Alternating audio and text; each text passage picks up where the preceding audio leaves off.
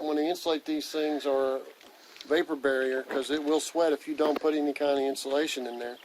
This is a new material that I've been using called Prodex. It's in 4-foot wide sheets. It says it's a radiant barrier. It has an HR value that's not affected by humidity, which regular insulation would be. Works as a vapor barrier. It's a Class A fire rating. Reduces or eliminates condensation in metal buildings. So it works as a condensate catcher. And it's called Prodex.